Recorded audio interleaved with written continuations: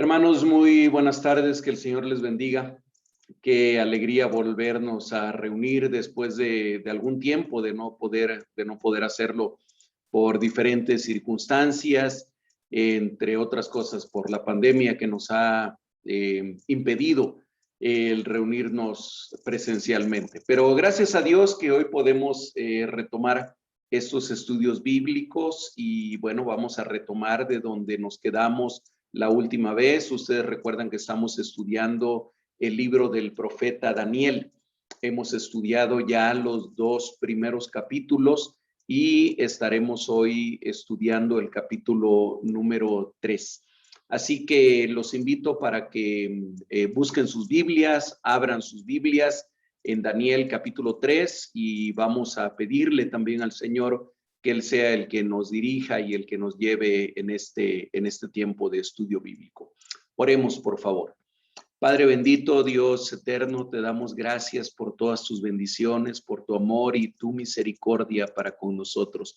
Gracias por tu cuidado especial, bendito Dios. Gracias, Señor, porque en tu misericordia y en tu amor tú has provisto de tu bendita palabra para que nosotros seamos alimentados con ella, para que nuestro espíritu sea vivificado y sea renovado cada día a través de tu palabra. Señor, queremos poner este tiempo en tus manos, suplicarte, Espíritu Santo, que seas tú el que nos hable, el que nos enseñe, el que nos dirija, el que nos lleve a esa verdad que tú quieres que nosotros conozcamos. Y sobre todo, Señor, que nos ayudes no solamente a entender tu palabra, sino a hacerla parte de nuestra vida, a ser hacedores de tu palabra. Ponemos este tiempo en tus manos y ponemos nuestra vida en tus manos preciosas. Lo hacemos en el nombre de Jesucristo, nuestro único Señor, nuestro único Salvador, a quien sea toda la gloria y toda la honra para siempre. Amén y amén. Bien, hermanos queridos, vamos a comenzar con el capítulo 3 de Daniel. Voy a compartir aquí pantalla para abrir la presentación que vamos a estar usando. Este capítulo 3 de Daniel, bueno, le podemos poner como título, como tema general, fe a prueba de fuego, porque vamos a ver cómo precisamente Daniel en este capítulo, en este capítulo, más bien dicho, del libro de Daniel, podemos ver cómo sus tres amigos que son mencionados ya en el capítulo primero, Sadrach, Mesach y Abed-Nego, verdaderamente su fe es puesta a prueba a través de una situación realmente terrible. Entonces, vamos a ir con este capítulo. Déjenme solamente que aquí algo se trabó en esto.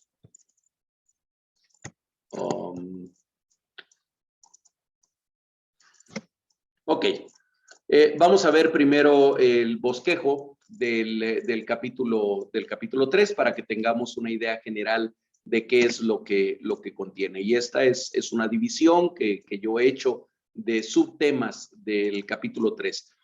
Primero vamos a ver que nos habla de algo que pudiéramos llamar el nuevo ídolo mundial, una estatua de oro que vamos a ir analizando y vamos a ir explicando, tratando de explicar de dónde salió. Esto de los versículos 1 al 7 que vamos a leer también. Posteriormente, la segunda parte o el segundo subtema, que es le podríamos poner la conspiración de los ingratos, de los versículos 8 al 12. Una tercera parte, convicción a toda prueba, versículos 13 al 23. Y finalmente, el cuarto varón en el horno, de los versículos 24 al 30. Ese sería el bosquejo de este capítulo 3. Y vamos a comenzar con esta primera parte, el nuevo ídolo mundial, la estatua de oro. Así que vamos a leer, permítanme por favor leer para ustedes, y ustedes pueden hacerlo también en sus Biblias, ahí en sus casas. de los versículos 1 al 7 del capítulo 3. Dice así la palabra de Dios. El rey Nabucodonosor hizo una estatua de oro cuya altura era de 60 codos y su anchura de 6 codos. La levantó en el campo de Dura, en la provincia de Babilonia.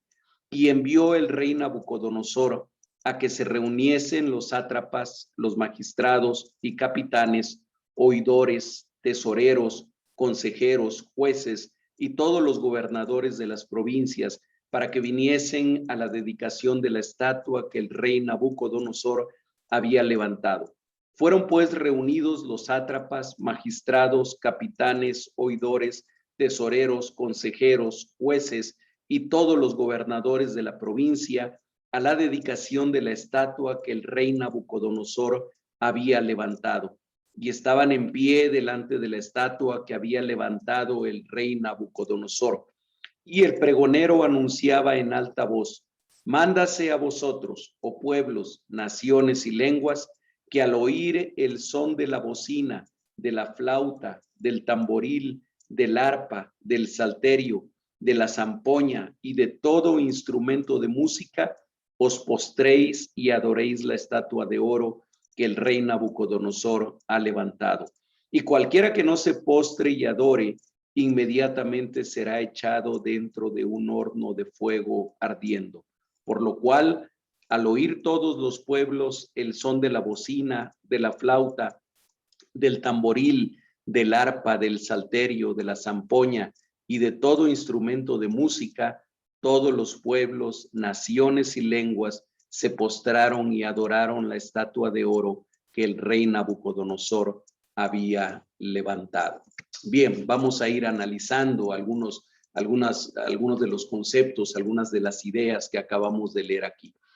Primero, ¿de dónde sale esta estatua de oro? ¿Por qué a Nabucodonosor se le ocurre el levantar o el construir esta monumental estatua? Bueno, muy probablemente su sueño, el sueño que fue descrito ya en el capítulo 2 y que Daniel interpretó para él, lo motivó a una idolatría aún mayor que la que él ya practicaba.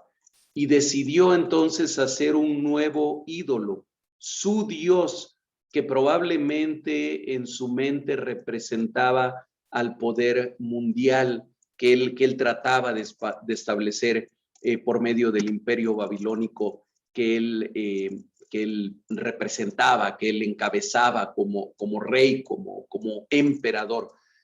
Fíjense que habitualmente estos reyes paganos, tanto Nabucodonosor como muchos otros de estas regiones sumamente idólatras, no tenían problema con aceptar a diferentes dioses. Ellos eran finalmente politeístas y adoraban a diferentes dioses.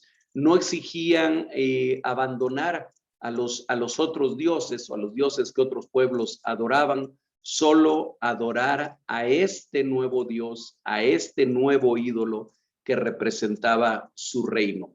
Obviamente que esta estatua no era solamente una estatua conmemorativa de algo a la manera de las estatuas que a veces se levantan todavía en nuestro tiempo para algunos personajes famosos o algunos héroes o algunas personas que han hecho algo trascendente y notorio en las sociedades. Desde luego que no se trataba de esto. Este era un ídolo, ya que se estaba exigiendo a los pueblos, a las naciones, a todos aquellos que eran súbditos de Nabucodonosor, postrarse delante de esta estatua. Para ellos no había problema, para Nabucodonosor no había problema en que ya fueran los hebreos o cualquier otro pueblo continuaran adorando a los dioses o al Dios que tuvieran, siempre y cuando aceptaran adorar a este nuevo ídolo, a este nuevo Dios.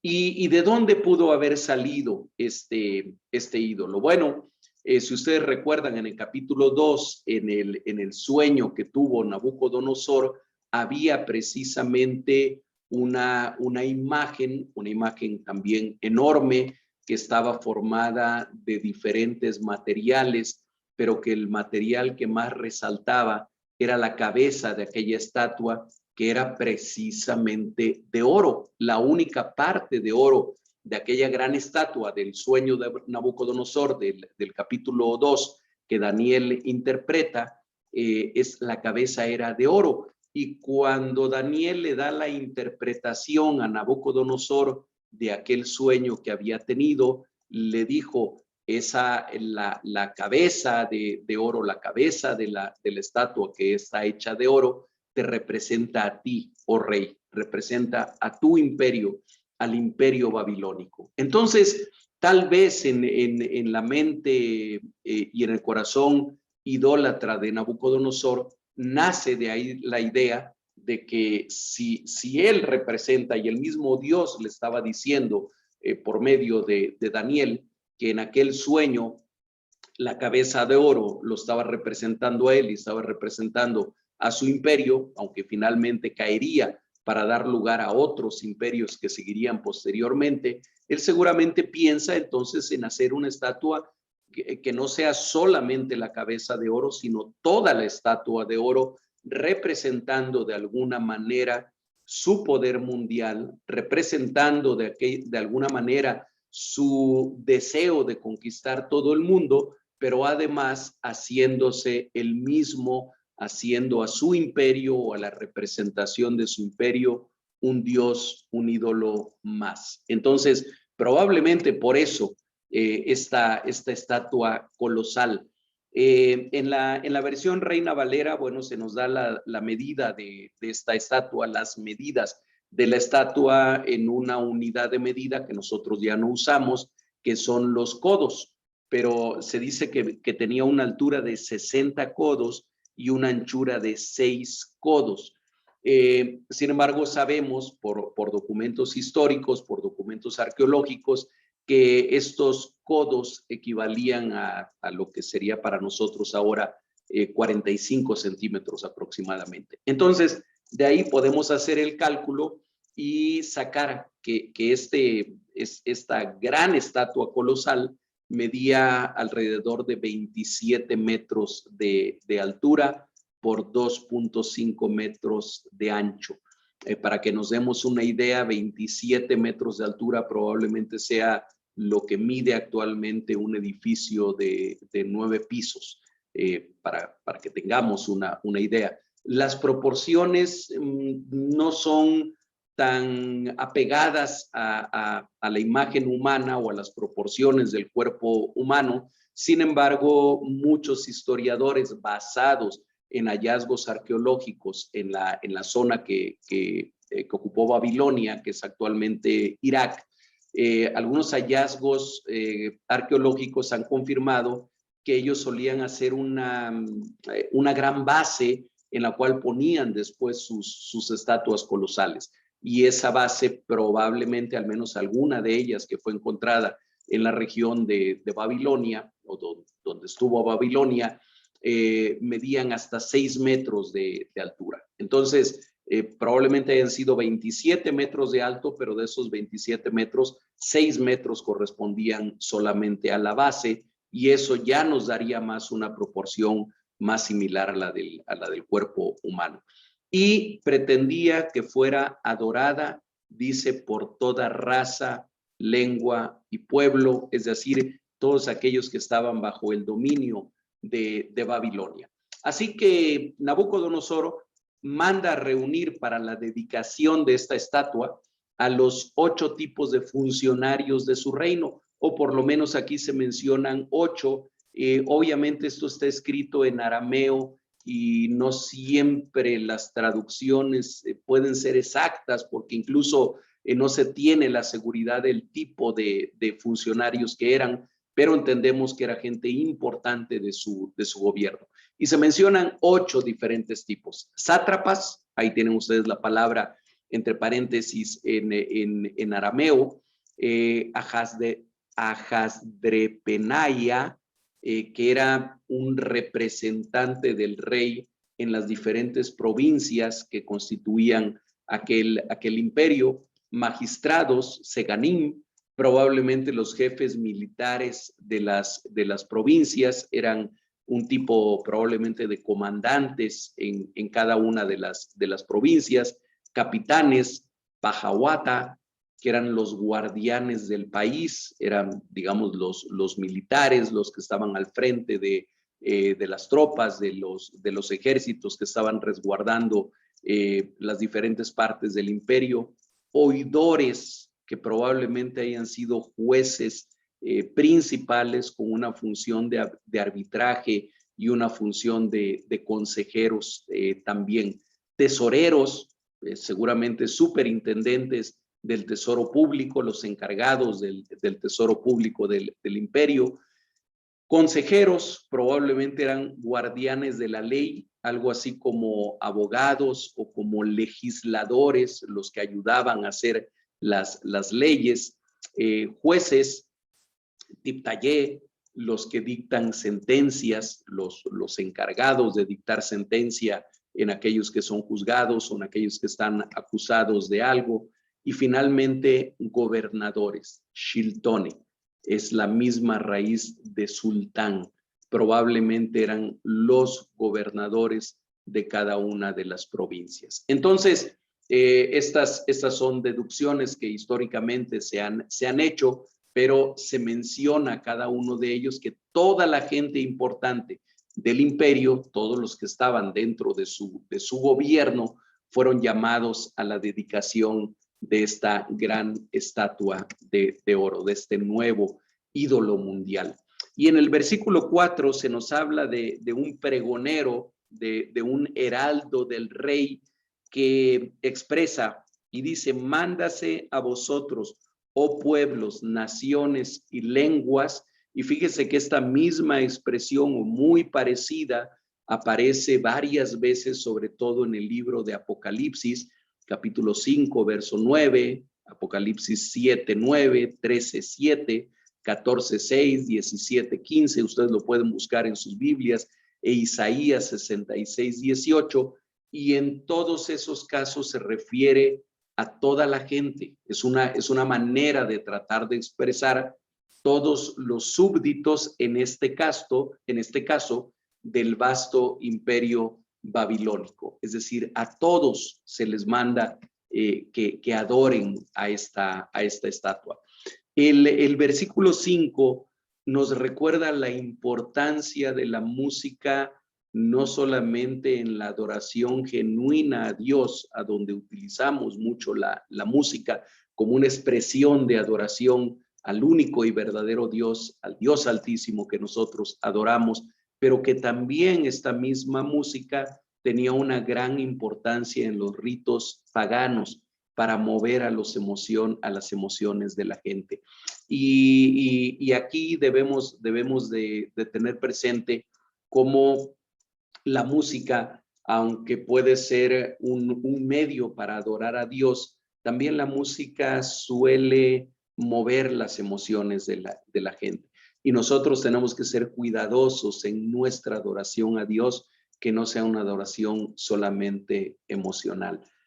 Uno puede ver con los artistas, con los cantantes, con los músicos populares, de qué manera su música sirve durante sus conciertos para manipular las emociones de la gente y hacen que la gente cante con ellos y baile con ellos y brinque con ellos y haga todo tipo de cosas movidos por las emociones. Y qué lamentable es que a veces vemos esto mismo reproducirse también en el ámbito cristiano. Y a veces vemos conciertos de cantantes o de grupos cristianos a donde lo único que se mueven son las emociones. Debemos de tener cuidado en no caer en esto.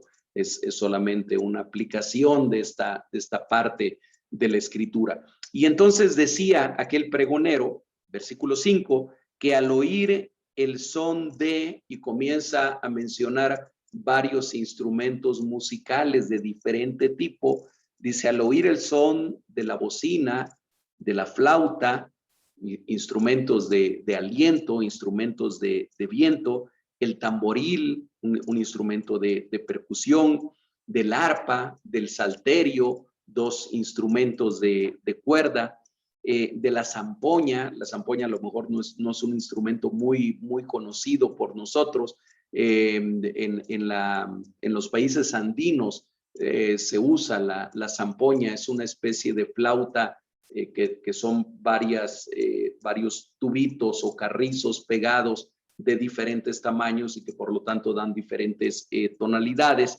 Esa es la zampoña. Dice, y de todo instrumento de música. Cuando oigan esto, al son de la bocina, de la flauta, del tamboril, etcétera, etcétera, cuando la oigan, ¿qué tienen que hacer? Dice, os postréis y adoréis la estatua de oro que el rey Nabucodonosor ha levantado. Y aquí vemos claramente cómo la intención de esta estatua de oro era totalmente hacer de ella un dios que estaba representando seguramente al mismo Nabucodonosor y a su imperio. Y debemos de recordar también que no hay nada más opresivo en las culturas humanas que la combinación del poder político y del poder religioso para manipular a las masas. No hay nada más opresivo que eso. Y por eso es que nosotros estamos convencidos, junto con los reformadores del siglo XVI, que debe de haber una clara separación entre el Estado y la iglesia. No podemos combinar ambas cosas, son diferentes esferas de la creación de Dios y no podemos combinarlas. Es verdaderamente opresivo. Ahora mismo se está viviendo algo relacionado con esto en Afganistán, donde finalmente los talibanes han vuelto nuevamente al poder, y este tipo de gobiernos islámicos que terminan siendo gobiernos verdaderamente opresivos, combinan una religión, en este caso el Islam, con el poder político también, y esto termina siendo tremendamente opresivo para la gente. Bueno, Nabucodonosor sabía eso y practicaba eso de la misma manera que los césares lo harían más adelante también ahora en el imperio romano. Pero sigamos con esta sección. No había opción para negarse a esta orden. La consecuencia era determinante: ser echado dentro de un horno de fuego ardiendo, como ya lo leímos en el versículo 6. Así que ante esta amenaza, ante esta advertencia, todos los pueblos, naciones y lenguas, dice después en el versículo 7, simplemente obedecieron y al son de la música se postraron y adoraron la estatua de oro. Bueno, todos los pueblos menos uno. Ahí en la diapositiva acaba de aparecer una flechita. Obviamente esta es una caricatura, es un dibujo en forma de caricatura, y ven ustedes ahí a tres individuos que están parados simplemente viendo a la estatua de oro sin postrarse delante de ella. Estos eran Sadrach, Mesach y Abed-Nego. Es decir, no todos se postraron ante aquella estatua de oro. Bien, vamos a la segunda parte de este capítulo, que es de los versículos 8 al 12, permítanme leerlos primero. La conspiración de los ingratos. Y ahorita les explico por qué decimos esto. Versículo 8. Por esto en aquel tiempo algunos varones caldeos vinieron y acusaron maliciosamente a los judíos. Hablaron y dijeron al rey Nabucodonosor: Rey, para siempre vive. Tú, oh rey, has dado una ley que todo hombre, al oír el son de la bocina, de la flauta, del tamboril, del arpa, del salterio, de la zampoña y de todo instrumento de música, se postre y adore la estatua de oro. Y el que no se postre y adore, sea echado dentro de un horno de fuego ardiendo. Hay unos varones judíos, los cuales pusiste sobre los negocios de la provincia de Babilonia, Sadrach, Mesach y Abed-Nego. Estos varones, oh rey, no te han respetado, no adoran tus dioses, ni adoran la estatua de oro que has levantado. Bien, Probablemente estos mismos caldeos que fueron con el rey a decir esto, hayan sido los mismos, o por lo menos del mismo grupo, a los que Daniel salvó de la muerte. ¿Se acuerdan ustedes en el capítulo 2, versículo 16, cuando no podían interpretar el sueño que Nabucodonosor había tenido? En el versículo 16 dice: y Daniel entró y pidió al rey que le diese tiempo y que él mostraría la interpretación al rey, cuando el rey ya había ordenado que todos los magos, todos los caldeos, todos los adivinos, todos los sabios de su reino fueran ejecutados al no ser capaces de interpretar su sueño. Y en el versículo 24 dice también, estoy en el capítulo 2:24, después de esto fue Daniel a Arioc, el cual el rey había puesto para matar a los sabios de Babilonia, y le dijo así: no mates a los sabios de Babilonia, llévame a la presencia del rey y yo le mostraré la interpretación. Probablemente haya sido ese mismo grupo que fue verdaderamente salvado por Daniel, los que ahora en el versículo 8 dice: algunos varones caldeos vinieron y acusaron maliciosamente a los judíos. Y esa expresión de que los acusaron maliciosamente nos permite entender que tenían una mala intención, era una manera de perjudicar. No era porque ellos se sintieran tan atraídos a adorar aquella estatua de oro, sino más bien encontraron un pretexto, encontraron una manera de terminar con quienes ellos consideraban probablemente sus rivales políticos.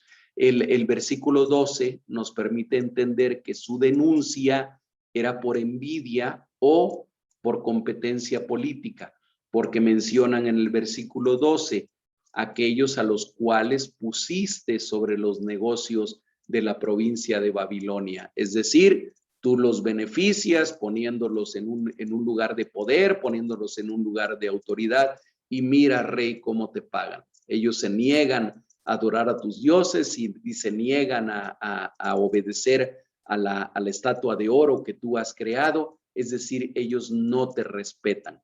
Hay toda una mala intención en esta acusación. Incluso la expresión que acabo de mencionar: no te han respetado, te están faltando al respeto, están pasando encima de tu autoridad, están pasando encima de aquello que tú has mandado. Por eso le ponemos a este subtema la conspiración de los ingratos.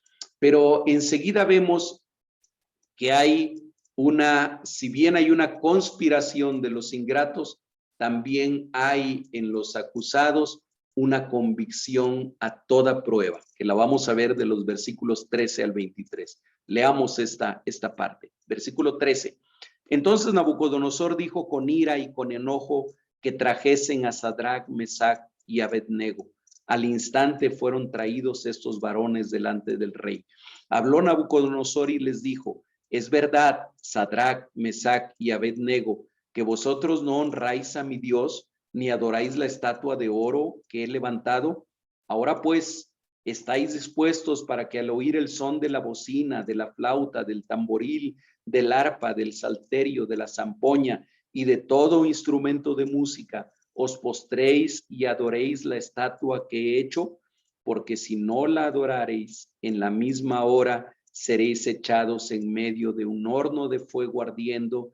¿Y qué Dios será aquel que os libre de mis manos? Versículo 16. Sadrach, Mesach y Abednego respondieron al rey Nabucodonosor diciendo: no es necesario que te respondamos sobre este asunto. He aquí, nuestro Dios, a quien servimos, puede librarnos del horno de fuego ardiendo, y de tu mano, oh rey, nos librará. Y si no fuera así, sepas, oh rey, que no serviremos a tus dioses, ni tampoco adoraremos la estatua que has levantado. Entonces Nabucodonosor se llenó de ira. Nabucodonosor se llenaba de ira con mucha frecuencia y con mucha facilidad, y se demudó el aspecto de su rostro contra Sadrach, Mesach y Abed-nego. No olvidemos que en la literatura hebrea las repeticiones son parte del estilo literario. Tal parece que, bueno, para nosotros es innecesario estar repite y repite cuáles son los instrumentos musicales al son de la bocina, del tamboril, de la flauta, de la zampoña y de todo instrumento de música. Y más adelante lo vuelve a repetir. Igual los nombres de estos tres jóvenes, Sadrach, Mesach y Abed-nego, se repiten una y otra vez. No perdamos de vista que es literatura hebrea. Entonces Nabucodonosor se llenó de ira. Versículo 20.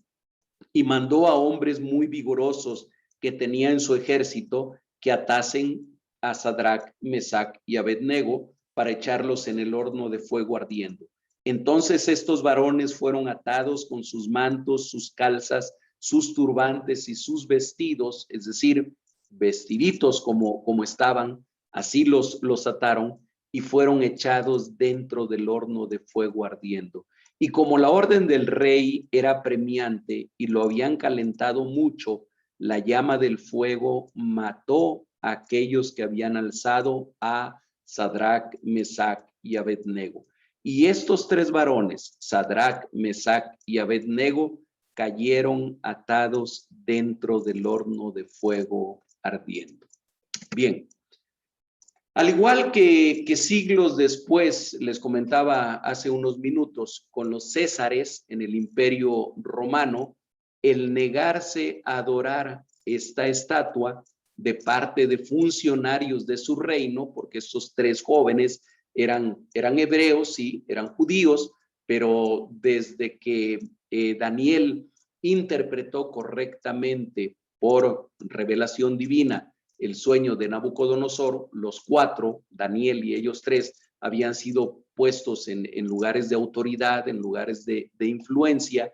Entonces, el que de parte de funcionarios del reino no quisieran o se negaran a adorar, en este caso a esta estatua, como sería siglos después con las estatuas que mandaron a levantar los césares también de su propia imagen y para la cual exigían que se quemara incienso y que se les adorara como dioses, esto era considerado como alta traición al imperio.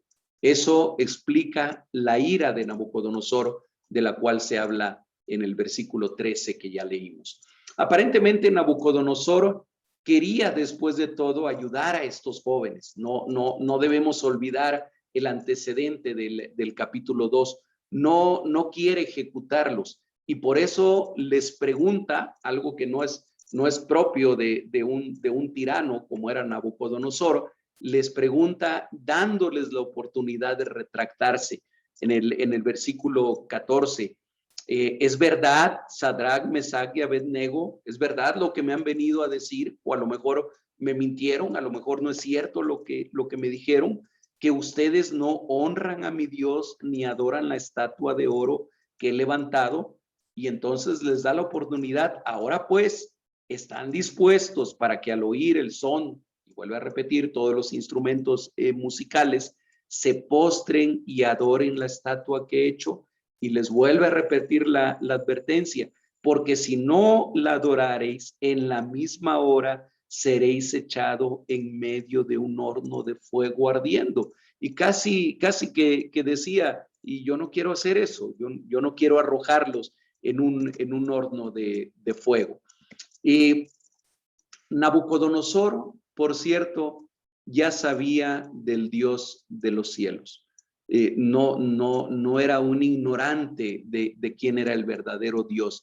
Y si no recordemos que en Daniel, en el mismo libro de Daniel, capítulo 2, versículo 47, después de recibir la interpretación de su sueño de parte del profeta Daniel, exclama de esta manera, ustedes lo pueden leer en sus Biblias: ciertamente el Dios vuestro es Dios de dioses y Señor de los reyes, y el que revela los misterios, pues pudiste revelar este misterio. Hay una declaración aquí de parte de Nabucodonosor que tal parece que nos habla de una conversión de él hacia el Dios verdadero, hacia el Dios de Israel. Ciertamente el Dios vuestro es Dios de dioses y Señor de señores, Señor de los reyes.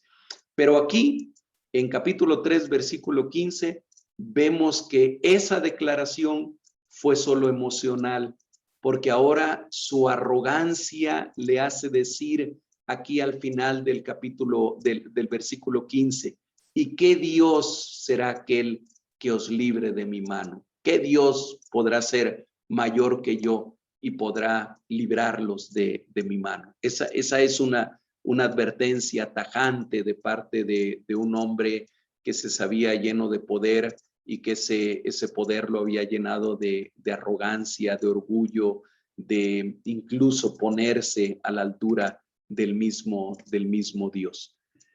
Los versos 16 al 18 que ya hemos leído describen la respuesta tajante de los tres jóvenes hebreos. Sadrac, Mesac y Abednego respondieron al rey Nabucodonosor y le dijeron, mira, no es necesario que te respondamos sobre este asunto. Ni siquiera es necesario que te respondamos si nos vamos a postrar o no nos vamos a postrar. Le dicen, he aquí, nuestro Dios, a quien servimos, puede librarnos del horno de fuego ardiendo y por supuesto que también de tu mano, oh rey, nos puede librar. Y agregan después, pero si no lo hiciera así, si no nos librara de tu mano y si no nos librara del horno de fuego, debes de saber, oh rey, que de todas maneras no serviremos a tus dioses, ni tampoco adoraremos la estatua que has levantado. A ver, esto no se lo estaban diciendo a un presidente de la República, no se lo estaban diciendo a un gobernador de un estado, no se lo estaban diciendo a un diputado, a un senador o a cualquier otro gobernante elegido democráticamente. Se lo estaban diciendo a un rey que era absolutista, que además era déspota, que además era sanguinario, que no se iba a tentar el corazón ni un solo instante para cumplir con la amenaza que él había dicho. Sin embargo, ellos sabían en quién estaban confiando, sabían en quién creían,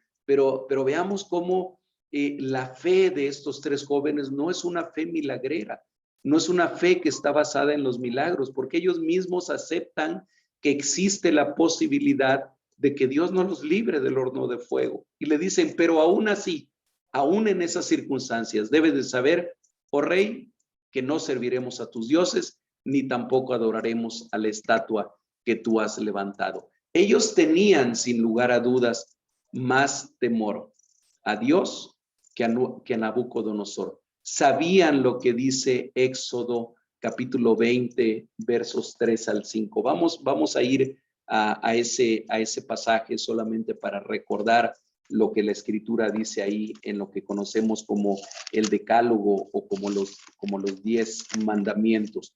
Y dice en Éxodo capítulo 20 algo que seguramente estaba en la mente de Sadrac, Mesac y Abednego en ese momento. Éxodo 23, no tendrás dioses ajenos delante de mí, no te harás imagen ni ninguna semejanza de lo que esté arriba en el cielo, ni abajo en la tierra, ni en las aguas debajo de la tierra. No te inclinarás a ellas ni las honrarás, porque yo soy Jehová tu Dios, fuerte, celoso, que visito la maldad de los padres sobre los hijos hasta la tercera y cuarta generación de los que me aborrecen, y hago misericordia a millares a los que me aman y guardan mis mandamientos. No te harás imagen ni ninguna semejanza de nada, dice, de lo que está arriba en los cielos, ni abajo en la tierra, ni en las aguas debajo de la tierra. No te inclinarás a ellas ni las honrarás. Eso es parte de los 10 mandamientos. Y esto, por cierto, sigue estando vigente el día de hoy de la misma manera y con la misma firmeza que estaba vigente en el siglo 7 antes de Cristo, cuando estaba sucediendo esos acontecimientos que estamos estudiando ahora. Y ellos, estos jóvenes hebreos, estos jóvenes judíos, temían más a Dios, al Dios que había dado este mandamiento, que a Nabucodonosor, que era un simple mortal. Así que La secuencia de eventos narrados de los versos 19 al 23 que ya hemos leído se da de esta manera. Los voy a ir mencionando solamente ya que ya los leímos en la escritura.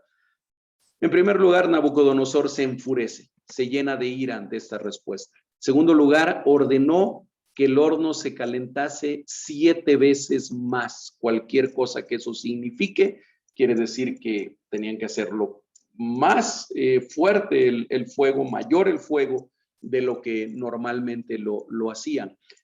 Sabemos también por hallazgos arqueológicos que el arrojar a la gente acusada de algo como una pena capital, arrojarlos al fuego, a un horno ardiendo, era una práctica común en Babilonia. Y era una práctica común en toda aquella región y lo siguió siendo durante algunos siglos. Incluso algunos de los primeros mártires de la iglesia cristiana en el siglo I en Asia Menor murieron también de esa manera, quemados en hornos de fuego.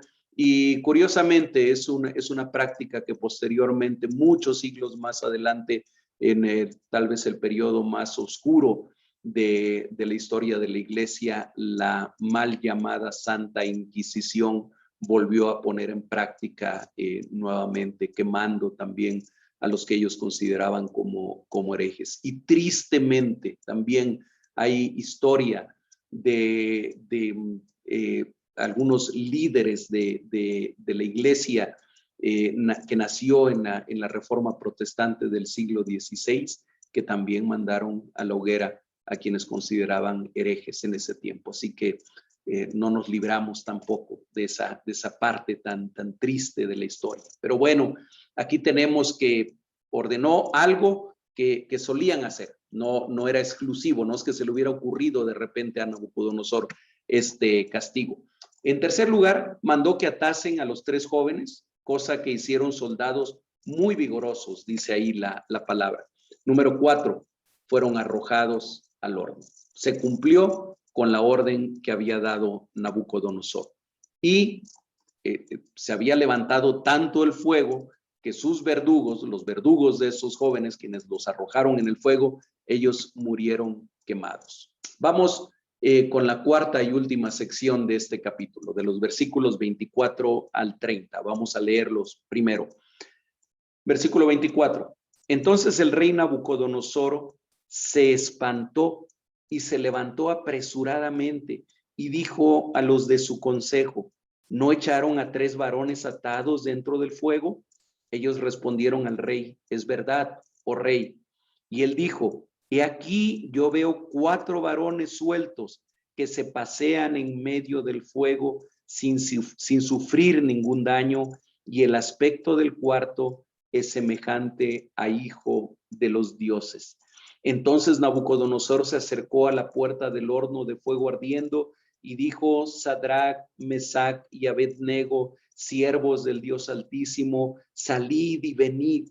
Entonces Sadrach, Mesach y Abednego salieron de en medio del fuego, y se juntaron los sátrapas, los gobernadores, los capitanes y los consejeros del rey para mirar a estos varones, como el fuego no había tenido poder alguno sobre sus cuerpos, ni aún el cabello de sus cabezas se había quemado. Sus ropas estaban intactas y ni siquiera olor de fuego tenían.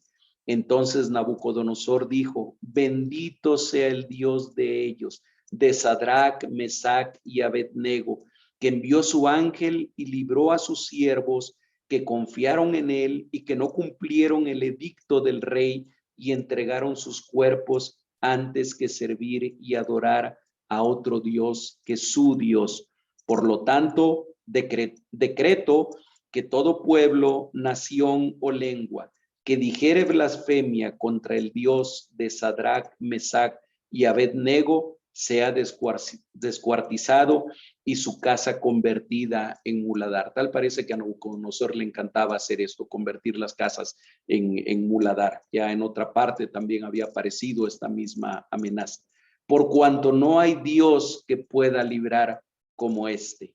Entonces el rey engrandeció a Sadrach, Mesach y Abednego en la provincia de Babilonia. Vayamos viendo esta última parte, el cuarto varón en el horno.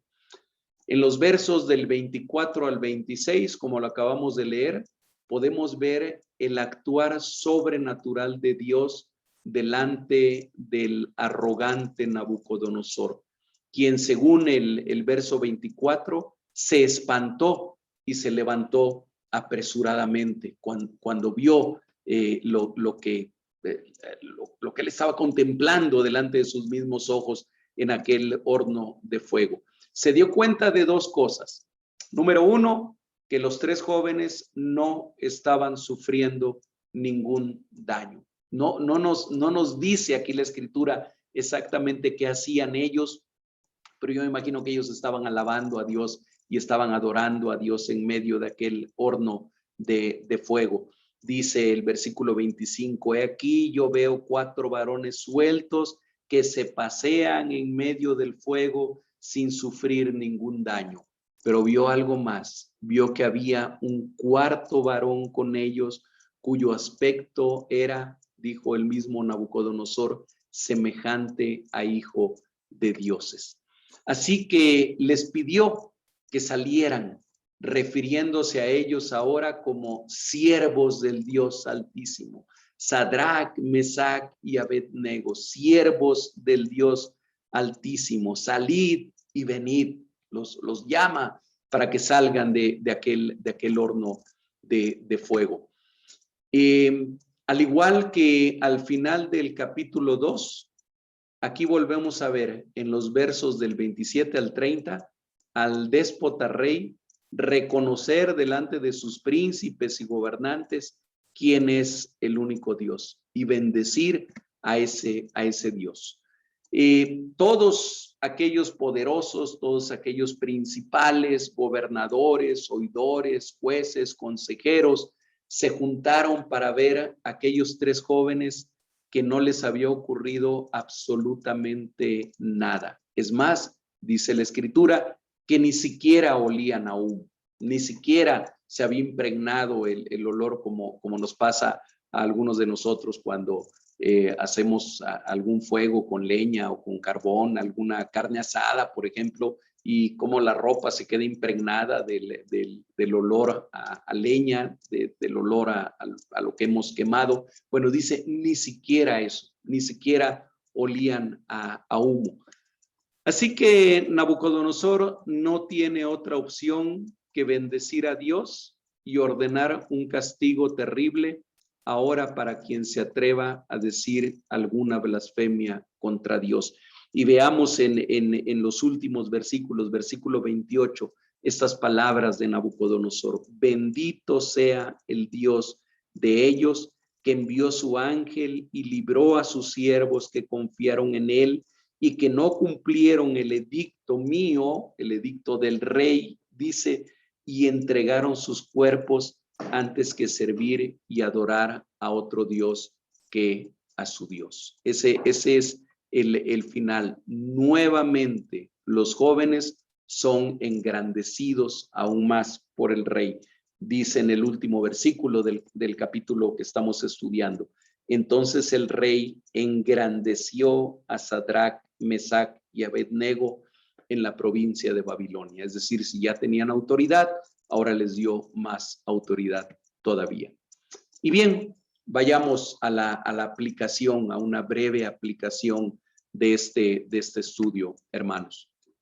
En Nabucodonosor, nosotros podemos ver un claro ejemplo de religiosidad idolátrica, aunque por momentos emocional, nunca fue genuina su adoración al Dios Altísimo. Podemos ver ahí ese triste ejemplo de cómo alguien que se siente poderoso, de cómo alguien que se siente que tiene toda la autoridad y todo el poder del mundo en sus manos, a veces puede parecer que se ha humillado delante de Dios, pero vemos que no es así realmente, que es solamente una religiosidad emocional y las emociones, recordémoslo siempre, finalmente pasan.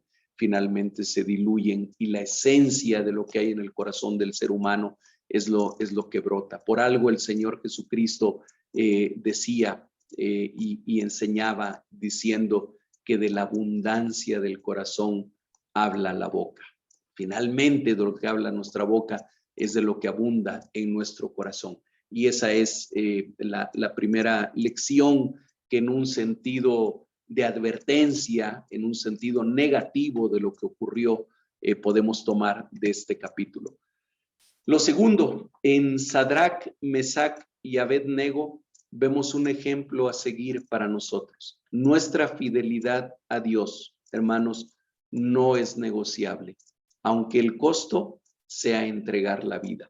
O aunque el costo no sea a lo mejor entregar la vida, pero sí sea ser considerado ignorante, ser considerado ridículo, ser considerado pasado de moda, ser considerado que vas en contra de la corriente del mundo. Bueno, nuestra fidelidad a Dios no es negociable. No importa cuál sea el costo. Debemos de ser tan fieles como lo supieron ser en aquella circunstancia tan difícil aquellos jóvenes. En tercer lugar, en la protección sobrenatural de Dios, vemos su gracia, poder y fidelidad para quienes le honran. Estos mismos jóvenes habían dicho, aún si Dios no nos librara de tu mano, aún si Dios no nos librara del horno de fuego, aún así, entiende bien esto, rey Nabucodonosor, no adoraremos a la estatua y no adoraremos a tu Dios. Y ante esa firmeza, ante esa seguridad, Dios los protegió de una manera sobrenatural. Bien se ha dicho, Dios honra a los que le honran.